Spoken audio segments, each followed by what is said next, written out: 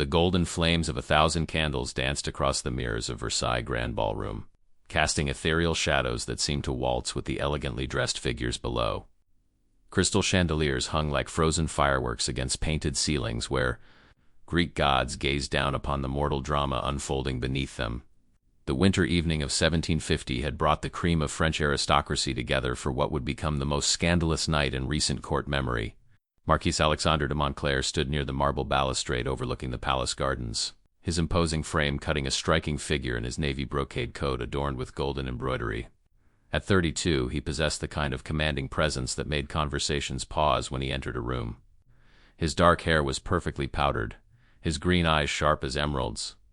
But tonight those eyes held something cold, something that made even his closest friends step back.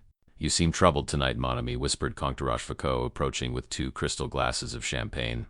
The bubbles caught the candlelight like tiny stars. Alexander's jaw tightened almost imperceptibly. "Troubled? No, simply enlightened." His gaze swept across the ballroom until it found her. Isabel, his wife of 5 years, gracefully dancing a minuet with the Duke of Orleans.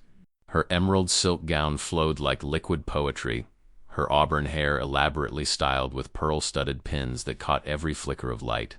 She was breathtaking, as always, but tonight Alexander saw only betrayal in her every movement.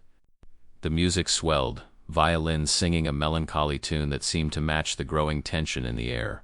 Other nobles had begun to notice Alexander's fixed stare, the way his gloved hands gripped the stone balustrade until his knuckles showed white through the silk. "Alexander," came a silky voice from behind him. Comte Armand de Beaumont approached with his characteristic calculating smile, his burgundy velvet coat making him appear more serpentine than usual.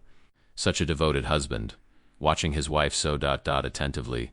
"Indeed," Alexander replied, his voice carrying an edge that made nearby conversations falter. "A husband should know exactly what his wife is doing, and with whom." Beaumont's eyes glittered with malicious delight. At 45, he had perfected the art of political manipulation, collecting secrets like other men collected fine wines. Tonight he had come to uncork his most prized vintage. "Such wisdom," Beaumont murmured, adjusting one of his many ornamental rings. Though sometimes even the most devoted observation can miss certain details. The dance ended, and Isabel curtsied gracefully to her partner before beginning to make her way across the polished marble floor. Her blue eyes, usually so warm and intelligent, showed only serene composure. But those who knew her well might have noticed the slight tension in her shoulders, the way her fan moved just a fraction faster than usual. "Gentlemen," she said as she approached, her voice carrying the musical quality that had first captivated Alexander years ago. "You seem to be having quite an intense discussion." "Indeed we are, my dear wife," Alexander said, the endearment dripping with ice. "We were just discussing the importance of fidelity." The word hung in the air like a blade. Several nearby nobles stopped their conversations entirely, sensing the approaching storm. Duchess Marguerite de Pompadour, resplendent in sapphire blue with diamonds that could blind a man, moved closer under the pretense of examining the hothouse flowers that decorated the ballroom. Isabel's fan snapped shut with a decisive click. "Fidelity is indeed a virtue, husband, one that requires trust to flourish." "Trust?" Alexander's laugh was harsh, carrying across the marble expanse and causing more heads to turn. "Trust is a luxury I can no longer afford, it seems."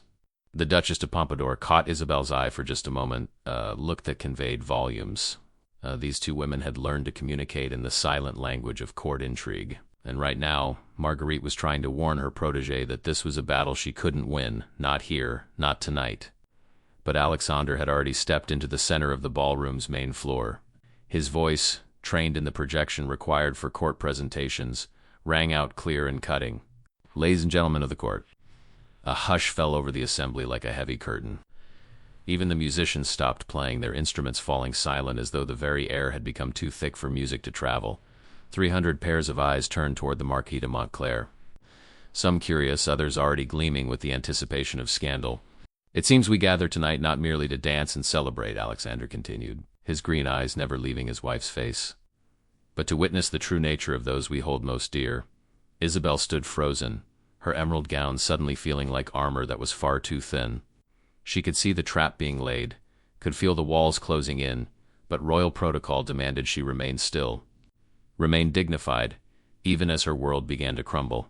"Alexander," she whispered, her voice barely audible, Please, ... but he was beyond hearing her now. The whispers Beaumont had been feeding him for weeks had finally consumed all rational thought. In his mind he could see her secret meetings, her mysterious correspondence, her smiles for other men. He had convinced himself that his suspicions were facts. His paranoia was proof. "My beloved wife," he announced, each word falling like a stone into still water, sending ripples of shock through the assembled nobility, has been conducting herself in a manner most unbecoming of her station. Gasps echoed through the ballroom. Fans snapped open as ladies whispered behind them in frantic bursts. Gentlemen straightened, hands moving instinctively toward their sword hilts, though no one quite knew who they should be prepared to defend. Isabel's face had gone pale as winter frost, but her spine remained straight as a sword blade. When she spoke, her voice carried across the room with crystal clarity. "You accuse me, husband, here, before all these witnesses?" "I do not accuse, madame," Alexander replied, his voice growing colder with each syllable. "I simply state what has become ... apparent." The word apparent hit like a physical blow. Several ladies in the crowd looked away, unable to bear witness to such public humiliation. Even King Louis XV, observing from his elevated dais, shifted uncomfortably in his gilded chair. Tears began to gather in Isabel's sapphire eyes, not tears of guilt, but of betrayal so profound it seemed to shake her very foundation. This was the man she had loved since she was 18. The man she had married in a ceremony blessed by bishops. The man for whom she had sacrificed her own family's political ambitions. "Then you have said enough, my lord," she whispered, but her voice carried clearly in the supernatural silence of the ballroom. "You have said quite enough." She turned, her silk skirts rustling like autumn leaves, and began to walk toward the great doors of the ballroom. Each step echoed on the marble like a gunshot. The assembled nobles parted before her like the Red Sea, some with sympathy in their eyes, others with the hungry look of those who feed on others' misfortune. Just before she reached the doors, Isabel turned back. Tears now flowed freely down her cheeks, but her voice was steady as granite. "I pray, husband, that you never have cause to regret the words you have spoken tonight, for both our sakes." The great doors closed behind her with a sound like thunder. For a moment the ballroom remained in perfect, terrible silence. Then slowly conversations began to resume, whispers building to murmurs, murmurs to open discussion. Alexander stood alone in the center of the floor, suddenly aware that his moment of triumph felt remarkably like defeat. Beaumont appeared at his elbow like a shadow-given form. "Well done, mon ami," he murmured. "The truth should always come to light." But as Alexander looked around the ballroom, he saw something in the eyes of his peers that he hadn't expected. Not approval, not vindication, but something closer to disgust. The Duchess de Pompadour was staring at him with such contempt that he actually took a step backward. Even the king had risen from his throne and was walking away, his courtiers trailing behind him like colorful birds fleeing a storm. "Perhaps," said the Duke of Orleans, approaching with careful dignity, "it would be best if you retired for the evening, Montclair. The air seems to have grown rather stale." Alexander realized with dawning horror that he had committed a social sin perhaps worse than adultery itself. He had aired private grievances in public, had humiliated a lady of quality before the entire court. Regardless of whether his accusations were true, his methods were unforgivable. But pride, that deadly sin that had driven him this far, would not allow him to retreat now. "I stand by my words," he declared, though his voice lacked the conviction it had held moments before. The next morning brought news that would shatter Alexander's world even more completely than he had shattered his wife's the night before. He was in his study at the Montclair mansion, nursing both a thunderous headache and the first stirrings of regret, when his valet knocked urgently at the door. "Monsieur le Marquis," the man said, his face pale with anxiety, "there are gentlemen here to see you, from the Ministry of Finance and other places." Alexander's blood turned to ice water in his veins. The Ministry of Finance only visited when there were problems, serious problems. He dressed quickly and descended to his main salon, where three men in somber black clothing waited with leather portfolios and grim expressions. "Marquis de Montclair," said the eldest, a thin man with steel-gray hair. "I am Inspector Dubois from His Majesty's Revenue Office. We have some matters to discuss with you." The next hour was a nightmare of accusations, documents, and evidence that Alexander couldn't begin to refute. His gambling debts, carefully hidden for years, had been documented and reported. His business dealings with English merchants, technically treasonous during these times of political tension, had been recorded in meticulous detail. Investments in failed colonial ventures, loans taken against properties he didn't actually own, even smaller infractions like unpaid taxes on his country estates. How double quotes, Alexander whispered, staring at page after page of damning evidence. How did you? An anonymous benefactor, Inspector Dubois replied with bureaucratic indifference, provided us with quite comprehensive documentation. Someone with access to financial records from London, Amsterdam, and even the American colonies. Through the window, Alexander could see a familiar figure in burgundy velvet, climbing into an elegant carriage. Beaumont tipped his hat in Alexandra's direction before disappearing into the morning traffic of Paris. The trap had been set long before last night's confrontation. Beaumont had been gathering this evidence for months, perhaps years, waiting for the perfect moment to deploy it. Alexandra's public humiliation of Isabel had simply provided the ideal cover. Now it would appear that his accusations against his wife had been nothing more than the desperate lies of a man trying to distract from his own crimes. You have until sunset, Inspector Dubois continued, to present yourself at the Bastille for questioning. And Marquis? The man's tone grew even colder. I would strongly advise settling your debts before then. The king takes a very dim view of nobles who default on their obligations to the crown. As the officials departed, Alexander sank into his chair and buried his face in his hands. He was ruined financially, socially, and politically. Within hours, every salon in Paris would be buzzing with news of his disgrace. His properties would be seized, his titles stripped, his name struck from the rolls of the nobility. But worse than all of that was the growing realization that he had destroyed the one person who might have helped him. Isabel, with her brilliant mind and extensive network of connections, had always been the strategist in their relationship. She had the intelligence to navigate court politics, the relationships to call in favors, and the resources, her own family's wealth and influence, that could have protected them both. Instead, he had accused her of infidelity based on nothing more than Beaumont's whispered insinuations and his own festering insecurities. The afternoon brought a parade of creditors, each more demanding than the last. Word of Alexander's investigation had spread through Paris like wildfire, and every merchant, moneylender, and business associate wanted their money before the Marquis was locked away in the Bastille. By evening, Alexander sat alone in his study, staring at a loaded pistol he had placed on his desk. The honorable thing, he told himself, would be to spare his family name any further shame. One quick moment of courage could end this nightmare before it grew any worse. He was reaching for the weapon when he heard carriage wheels on the cobblestones outside. Through his window he could see an elegant coach bearing the coat of arms of the House of Pompadour. His heart sank even further. Had Marguerite come to gloat? To ensure that his humiliation was complete? But when his study door opened, it was not the Duchess who entered. It was Isabel. She stood in the doorway like an avenging angel, still wearing her emerald gown from the night before, though now it was wrinkled from travel and her elaborate hairstyle had been replaced by a simple chignon. Her eyes were rimmed with red from crying, but they held a determination that made Alexandra's breath catch in his throat. Don't, she said simply, her gaze falling on the pistol. Whatever you're thinking of doing, don't. Alexandra's hand fell away from the weapon. You came back, he whispered. I never left, she replied, stepping into the room and closing the door behind her. I've been working. Working? He stared at her in confusion. Isabel, you don't understand. I'm ruined completely. By tomorrow I'll be in the Bastille, and you should return to your family. Seek an annulment.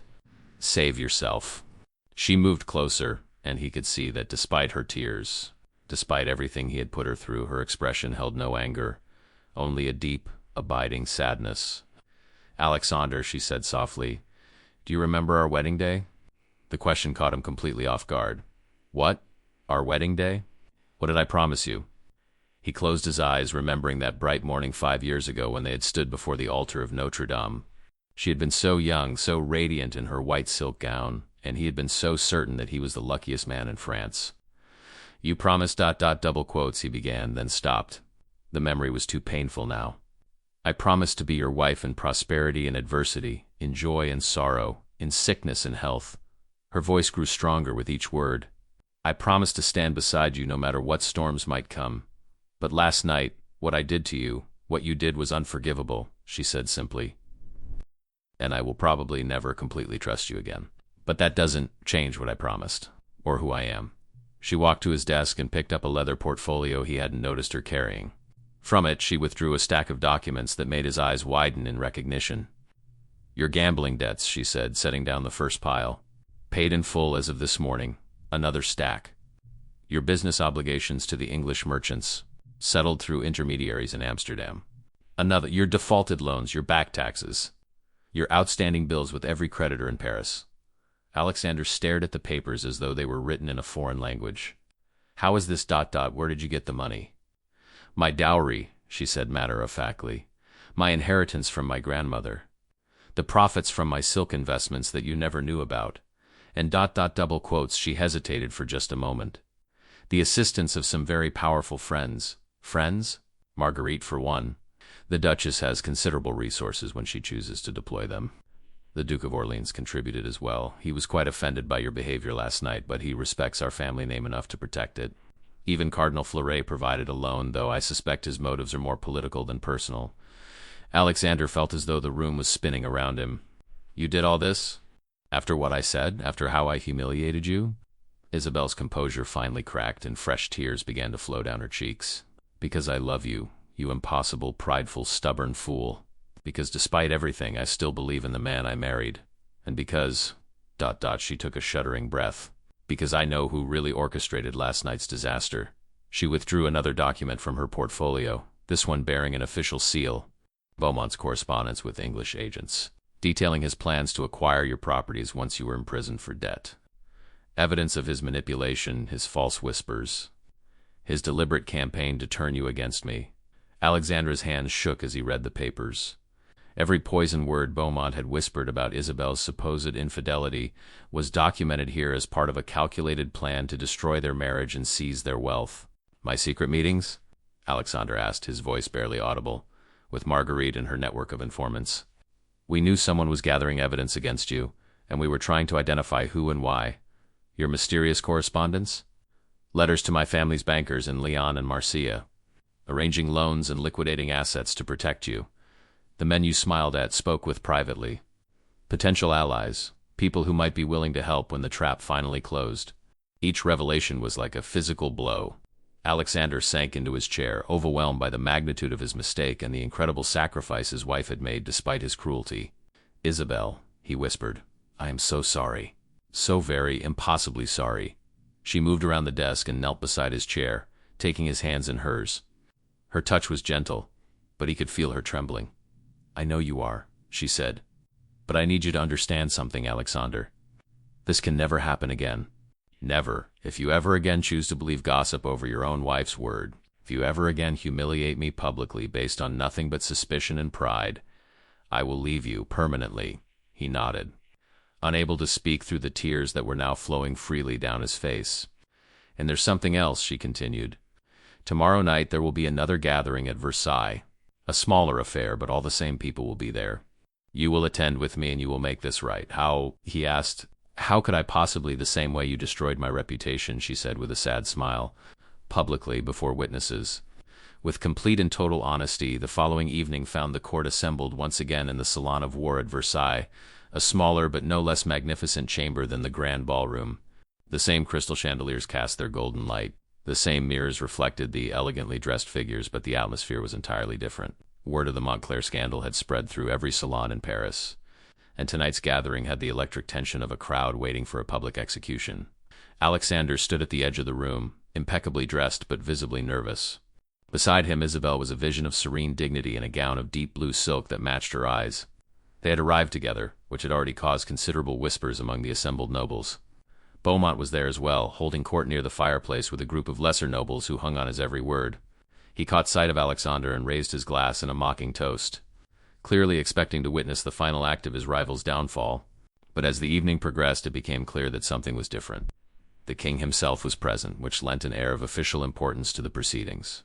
Cardinal Fleury stood near the royal dais, his aged face unreadable. The Duchess de Pompadour moved through the crowd like a general positioning her troops, ensuring that key nobles were placed in strategic locations throughout the room. Finally, as the clock struck 9, Alexander stepped forward into the center of the room.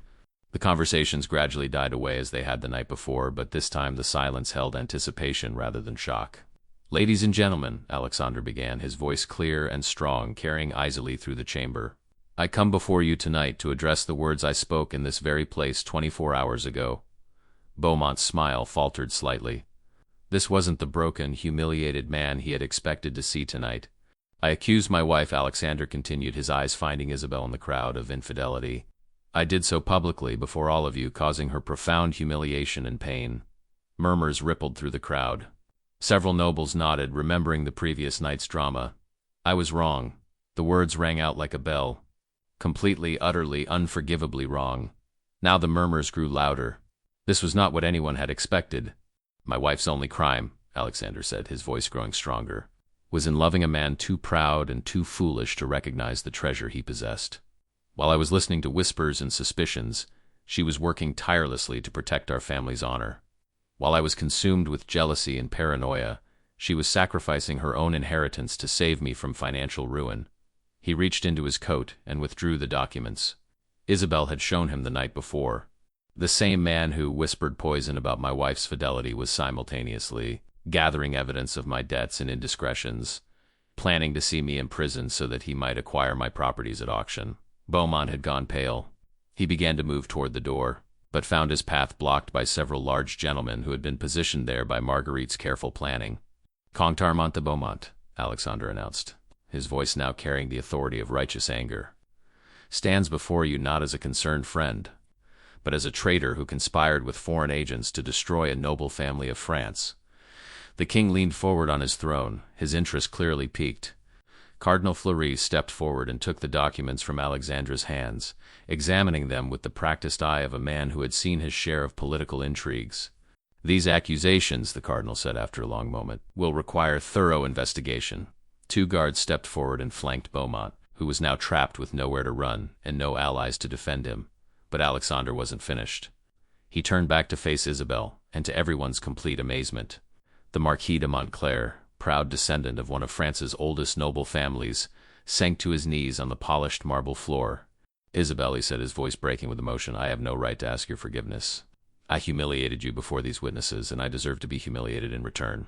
I accused you of betrayal when you were the only person in the world working to save me from my own mistakes. Gasps echoed through the chamber. Several ladies pressed handkerchiefs to their eyes. Even the king appeared moved by this unprecedented display of public contrition. I beg you, Alexander continued, still on his knees. Not for forgiveness, I know I don't deserve that, but for the chance to spend the rest of my life proving that I am worthy of the love you have shown me.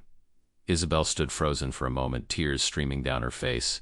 Then slowly she walked to where her husband knelt and placed her hand on his head. Rise, Alexander, she said softly, but her voice carried clearly through the silent chamber. A man who can admit his mistakes and make amends for them is a man worth forgiving. He rose to his feet, and she took his face in her hands, looking directly into his eyes. But remember, she said, loud enough for everyone to hear, love without trust is merely possession. If we are to rebuild our marriage, it must be on a foundation of honesty and faith in each other. I swear it, he said, covering her hands with his own. Before God and before all these witnesses, I swear to trust you as you deserve to be trusted. The king rose from his throne and began to applaud, a slow, deliberate clapping that was soon taken up by every noble in the room. Even the servants had stopped their duties to watch this remarkable scene of redemption and reconciliation. As the applause died down, Cardinal Fleury approached the royal dais with the documents still in his hands. Your Majesty, he said formally, it appears that Comte de Beaumont has indeed been involved in activities that warrant investigation by the appropriate authorities. The king nodded grimly. See that it is done, and see that his co-conspirators, wherever they may be, are dealt with accordingly. Beaumont was led away in chains, his dreams of wealth and power crumbling around him. The crowd began to disperse, but many nobles stopped to offer congratulations to the Montclairs, expressing admiration for both Isabel's loyalty and Alexandra's courage in making such a public apology. Later that night, in their carriage on the way back to their Parisian mansion, Alexander and Isabel sat together in comfortable silence for the first time in months. The crisis was over, their enemies defeated, their reputation not only restored but enhanced by the extraordinary events of the evening. There's something I still don't understand, Alexander said finally. How did you manage to gather all that evidence against Beaumont so quickly? Isabel smiled, the first truly happy smile he had seen from her in far too long. I've been investigating him for over a year, ever since I noticed he was asking too many questions about your business affairs.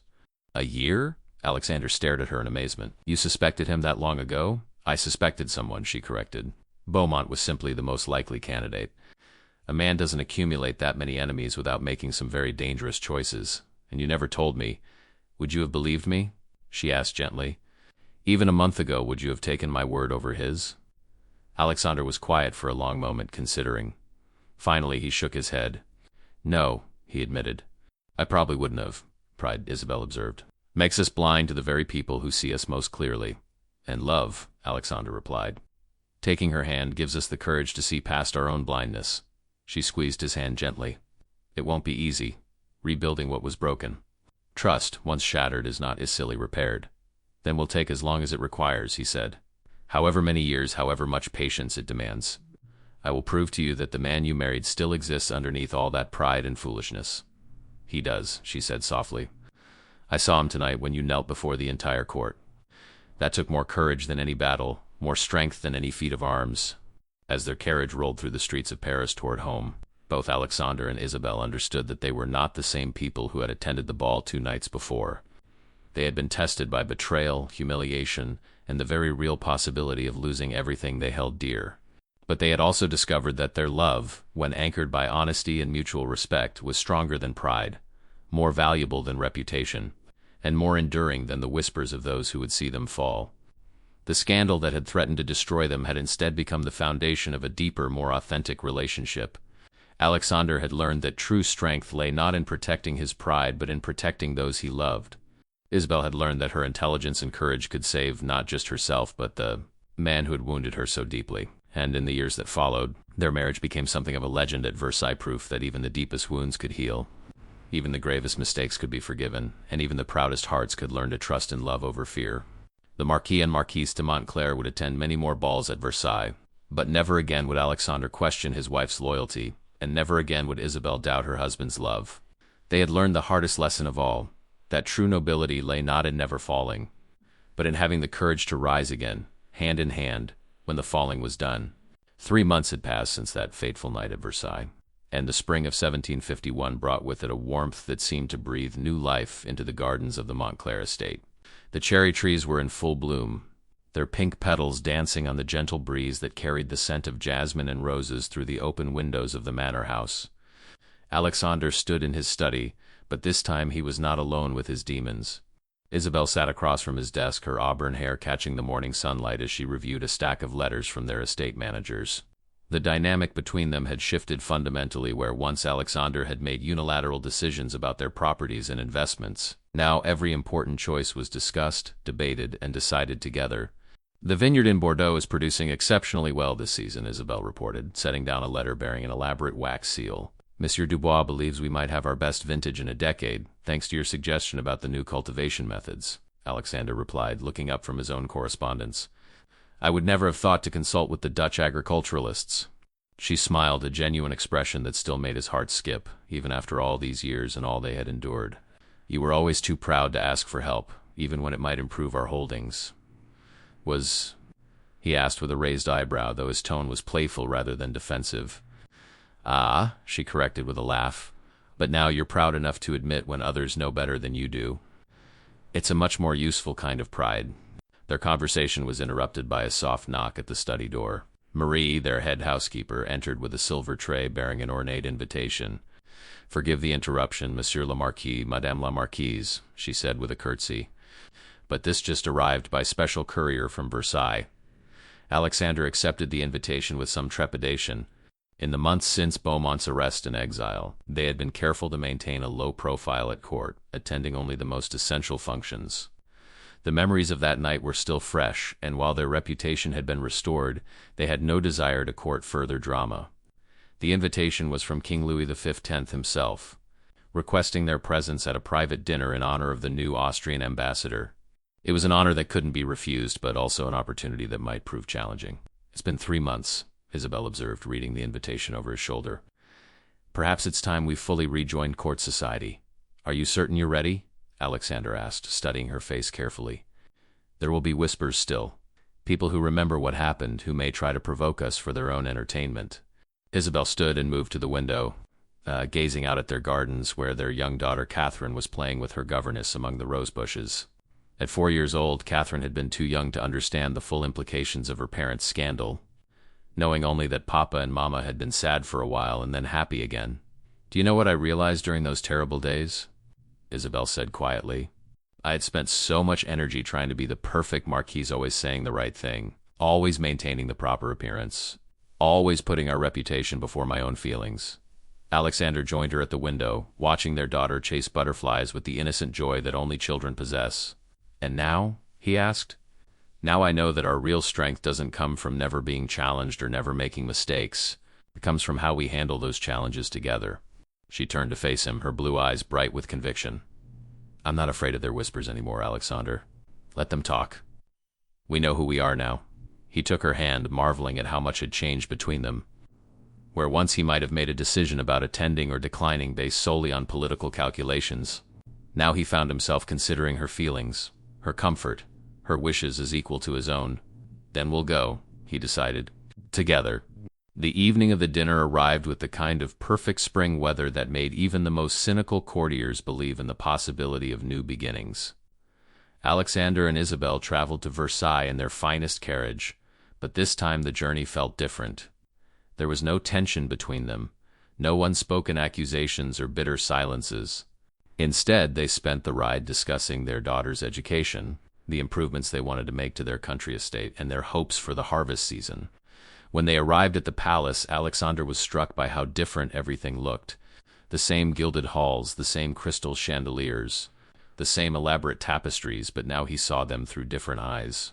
Instead of a battlefield where reputations were won and lost, Versailles seemed simply like what it was, a beautiful building where imperfect people gathered to conduct the business of an imperfect world.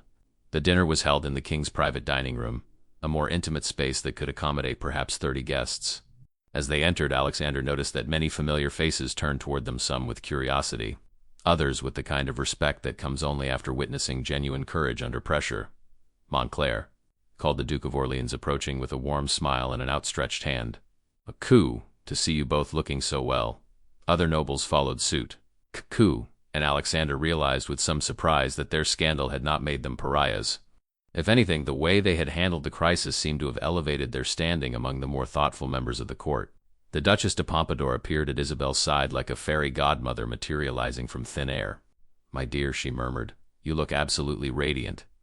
"Marriage rebuilt clearly agrees with you." "It does indeed," Isabel replied, and Alexander heard in her voice a contentment that had been missing for far too long. During dinner, Alexander found himself seated next to Cardinal Fleury, who had played such a crucial role in exposing Beaumont's treachery. The elderly cleric was known for his sharp wit and sharper political instincts, so Alexander was somewhat nervous about what the conversation might bring. "You know," the cardinal said quietly, cutting his roasted duck with precise movements, "in my many years of service to the crown, I have seen countless scandals, betrayals, and reversals of fortune." Alexander nodded, unsure where this observation was leading. "But rarely," Fleury continued, "have I seen a man with the courage to destroy his own pride so completely in service of a greater truth. What you did that night, kneeling before the entire court, that was the act of a man who understood that some things are more important than appearance." "I nearly lost everything that mattered to me," Alexander replied honestly. "Pride seemed like a small price to pay to keep what really counted." "Precisely." The cardinal smiled, a rare expression that transformed his usually stern features. "Too many men would have chosen to lose their wives rather than their dignity. You chose wisdom over vanity." Across the table, Isabel was engaged in animated conversation with the Austrian ambassador's wife, discussing the cultural differences between French and Germanic approaches to estate management. Alexander found himself marveling at her intelligence, her grace, her ability to make even the most formal diplomatic gathering feel warm and welcoming. As the evening progressed, Alexander noticed something remarkable happening. Other couples were watching them, not with the hungry curiosity of scandal seekers, but with something that looked almost like envy. The way he and Isabel spoke to each other, the way they listened when the other was talking, the easy intimacy that comes only from having weathered a real storm together. It was clear to everyone present that theirs was a marriage that had been tested and emerged stronger.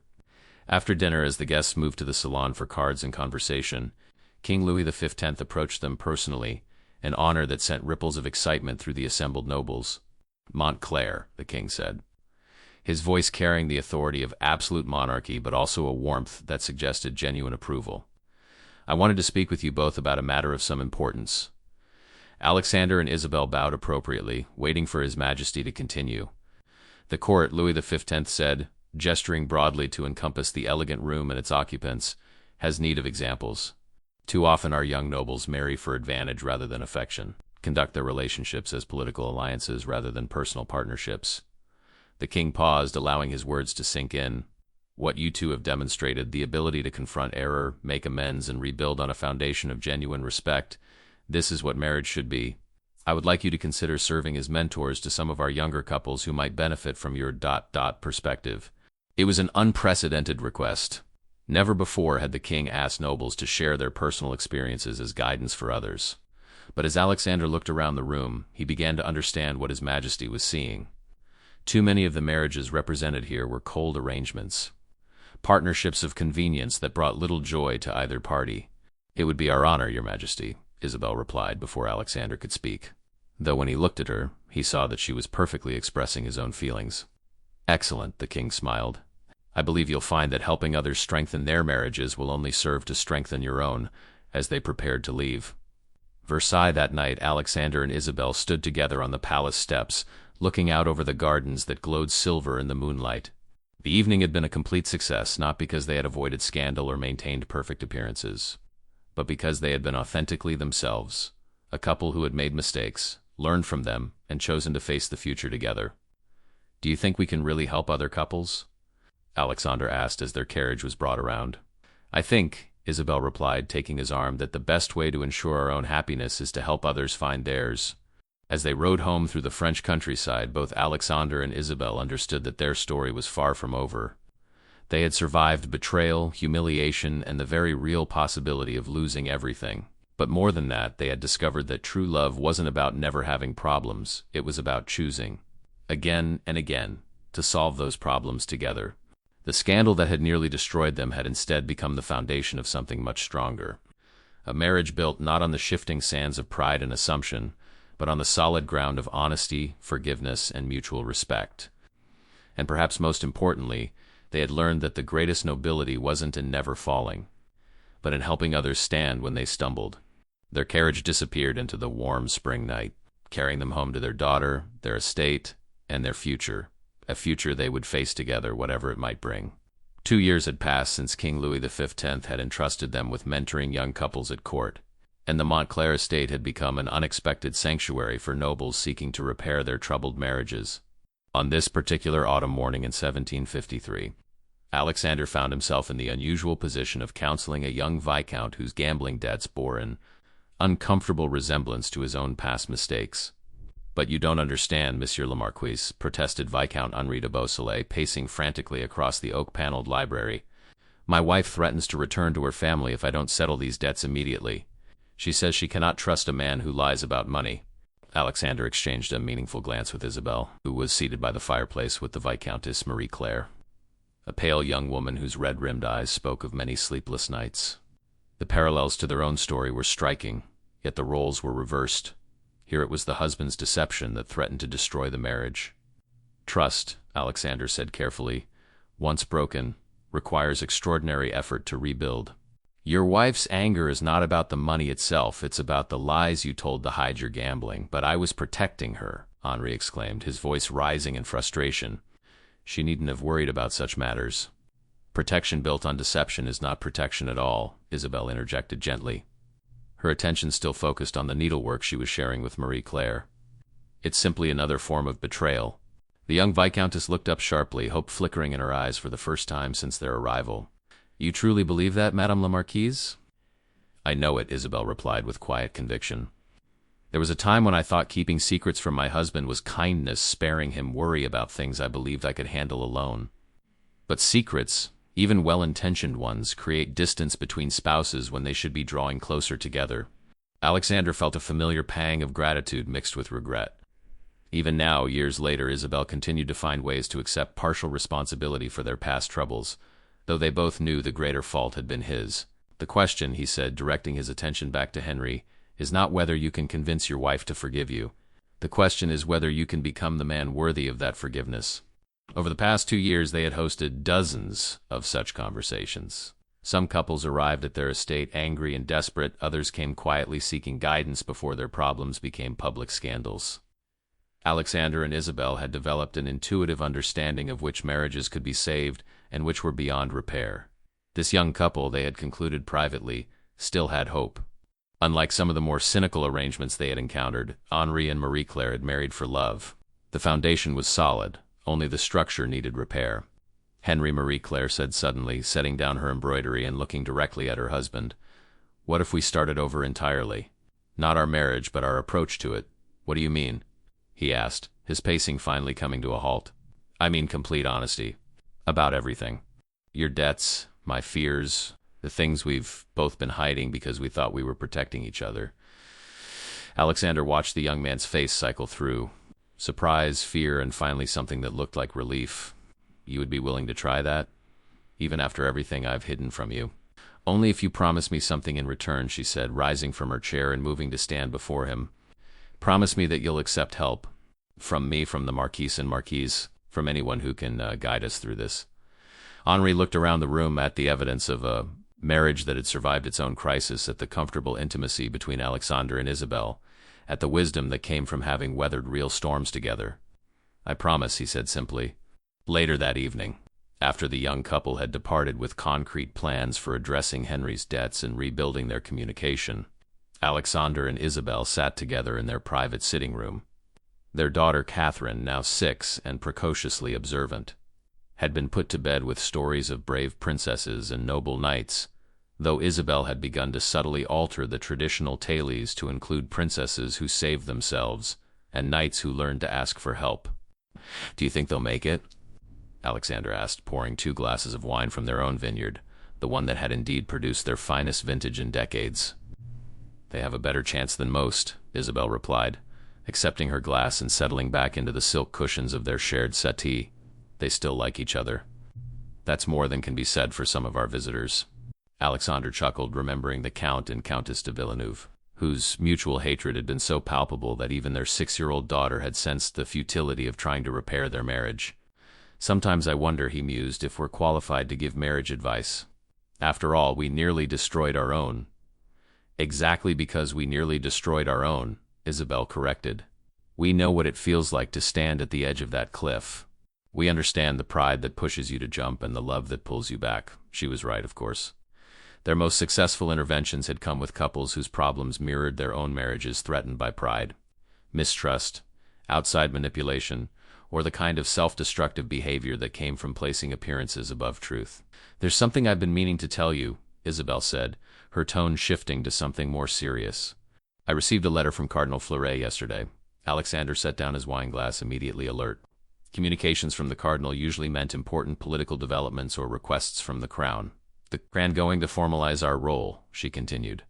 Create an official position, something like counselors for matrimonial harmony, and establish a regular schedule of appointments at Versailles.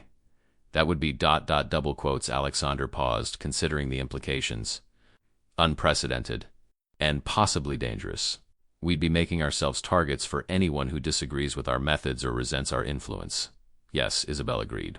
But we'd also be helping to strengthen the foundations of French nobility at a time when the monarchy needs all the stability it can find. It was true. The political situation across Europe was growing more complex, with wars and alliances shifting constantly. A court filled with stable, unified families would be far more resistant to the kind of internal conflicts that could weaken France's position. What do you think? Alexander asked, genuinely curious about her opinion rather than simply seeking confirmation of his own thoughts, a habit he had cultivated over the past few years. I think, she said slowly, that we have a responsibility to share what we've learned. Not just with individual couples, but with society as a whole. Marriage shouldn't be a political arrangement that people endure. It should be a partnership that makes both people stronger. Alexander nodded, remembering their own journey from a marriage of convenience and attraction to something much deeper and more meaningful. They had been fortunate in finding love within their arranged union, but many of their peers were not so lucky. Then we accept, he decided, but on our terms. We won't become court functionaries who rubber stamp whatever the king wants to hear. We tell people the truth, even when it's difficult. Especially when it's difficult, Isabel agreed, raising her glass in a toast. To telling the truth, even when it hurts. To loving each other enough to hear it. Alexander responded, touching his glass to hers. As they drank their wine and planned their future, both personal and professional, neither could have imagined how their decision would ripple through the French court. Within a decade, their approach to marriage counseling would influence an entire generation of young nobles, creating stronger family alliances and more stable political relationships.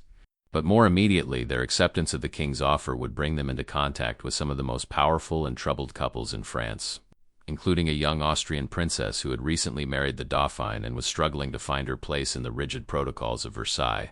That meeting, however, would wait for another day. Tonight, Alexander and Isabel were content to sit together in their private sanctuary, grateful for the hard-won peace they had created and the opportunity to help others find their own path to happiness. The candlelight flickered across their faces as they talked quietly about everything and nothing. The kind of intimate conversation that can only happen between two people who have seen each other at their worst and chosen to love each other anyway. Outside, the autumn wind rustled through the trees of their estate, but inside all was warmth, comfort, and the deep satisfaction that comes from a life well lived and a love well earned.